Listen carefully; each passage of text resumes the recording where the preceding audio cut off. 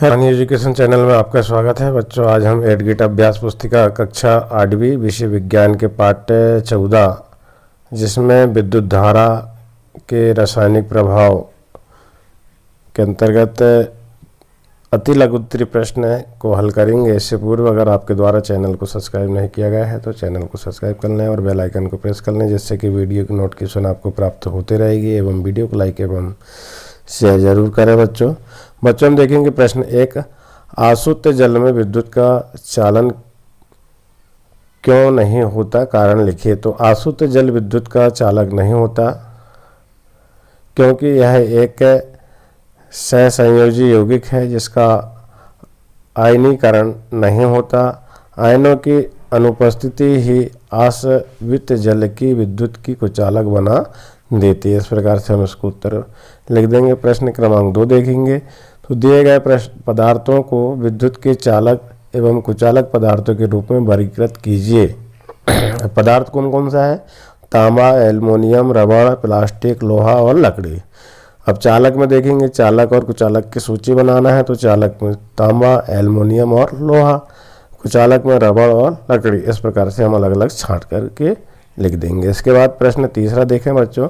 जब किसी तार में विद्युत धारा प्रवाहित की जाती है तो उसके पास रखी चुंबकीय सुई पर क्या प्रभाव पड़ता है, इसका आंसर लिखना है। तो देखेंगे हम इसमें, जब किसी तार में विद्युत धारा प्रवाहित की जाती है तो उसके पास रखी चुंबकीय सुई विक्षेपित हो जाती है। इस प्रकार से लिख देंगे। इसके बाद 4था प्रश्न देखें। विद्युत धारा के रासायनिक प्रभाव से आप क्या समझते हैं? उत्तर में लिख देंगे, किसी चालक द्रव में विद्युत धारा प्रवाहित होने पर रासायनिक अभिक्रिया होती है, इसे विद्युत धारा का रासायनिक प्रभाव कहते हैं। इसके बाद देखेंगे लघुत्तरीय प्रश्न।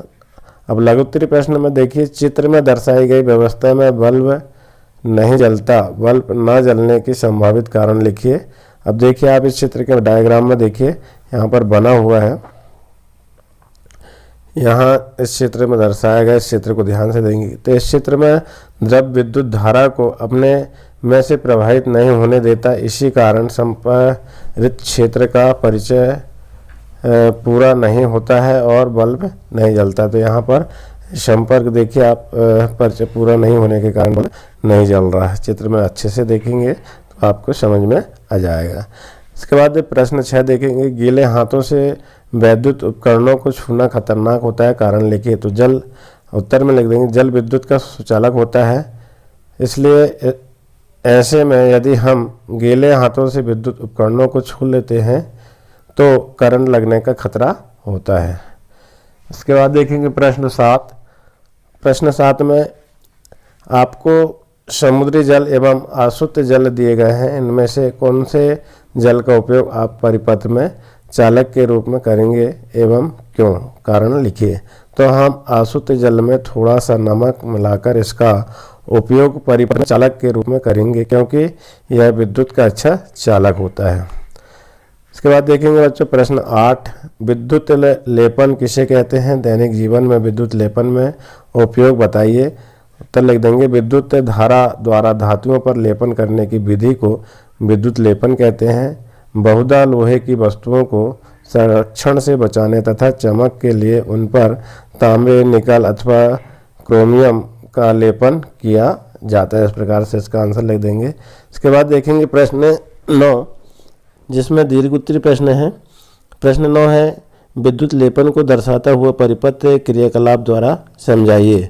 तो इस क्रियाकलाप के लिए हमें काफर सल्फेट तथा लगभग 10 cm गुणित 4 सेंटीमीटर की तांबे की 2 प्लेटें चाहिए। किसी स्वच्छ तथा सूखे बीकर में 250 ml आसुत जल लेकर इसमें से चाय की 2 चम्मच भरकर काफर सल्फेट घोलिए। परिपथ पूरा होने पर इसमें 15 मिनट तक विद्युत धारा प्रवाहित बहने दीजिए। तो यहाँ हम देखें विद्युत लेपन की विधि जो है, यहाँ पर देखिए एनोड और कैथोड 2 किरणें होती है और यहाँ पर बैटरी लगी होती है, प्लस और माइनस का। ये इस चित्र के माध्यम से देखेंगे धातु के लवण का विलयन जो है यहाँ पर दिखाई दे रहा है और धातु जिस पर लेपन करना है, धातु जिसका लेपन करना, तो ये चित्र के माध्यम से हम इसको समझ सकते हैं। अब इसके बाद देखेंगे प्रश्न 10। प्रश्न 10 क्या है? माचिस की खाली डिब्बियां, विद्युत तार, चुंबकीय सुई एवं बैटरी की सहायता से तैयार परिपथ का आरेख खींचिए। अब देखिए आप यहाँ पर परिपथ का आरेख है, यहाँ प्लस माइनस और प्लस माइनस या विद्युत परिपथ एनीमीटर यहाँ लगा हुआ है, यहाँ माचिस की तिली लगा देंगे। इस प्रकार से विद्युत का परिपथ तैयार हो जाएगा। इसके बाद देखेंगे हम इसमें सेकंड में दिया है प्रश्न क्रमांक 10। एक में खींचे गए परिपथ क्रियाकलाप में दिया गया चित्र में तारों के स्वतंत्र सिरों को तालिका में दिए गए पदार्थों को डालने पर होने वाले परिवर्तनों को लिखिए। अब जैसे देखेंगे हम यहाँ पर क्रमांक दिया है पदार्थ चुंबकीय सुई विक्षेप दर्शाती है या नहीं, कुचालक है या सुचालक है। तो नींबू का रस क्या है, क्या करता है? चुंबकीय सुई विक्षेप दर्शाता है, हाँ। कुचालक है, नहीं।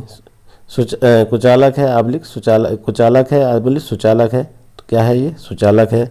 अब यहाँ पदार्थ दिया हुआ सिरका, तो चुंबकीय सुई विक्षेप दर्शाता है, हाँ। कैसा है ये? सुचालक है। अब दूध क्या है? ये भी चुंबकीय सुई विक्षेप को दर्शाता है, हाँ। सुचालक है। आसुत जल क्या है? ये चुंबकीय सुई विक्षेप को नहीं दर्शाता है, इसलिए नहीं लिख देंगे और ये कुचालक हो जाएगा। जब नहीं दर्शाता है तो कुचालक हो जाएगा। आलू में जो है चुंबकीय सुई विक्षेप दर्शाती है, हाँ। और क्या है ये? सुचालक है। इसके बाद शहद देखेंगे, तो शहद जो है विद्युत चुंबकीय सुई विक्षेप दर्शाता है, नहीं। और ये कुचालक। इस प्रकार हम इन प्रश्नों के आंसर को बड़े आसानी से हल कर सकते हैं और आप इन प्रश्नों के आंसरों को इस प्रकार से हल कर लेंगे बच्चों। आशा है आपको वीडियो पसंद आया होगा। वीडियो में बने रहने के लिए धन्यवाद।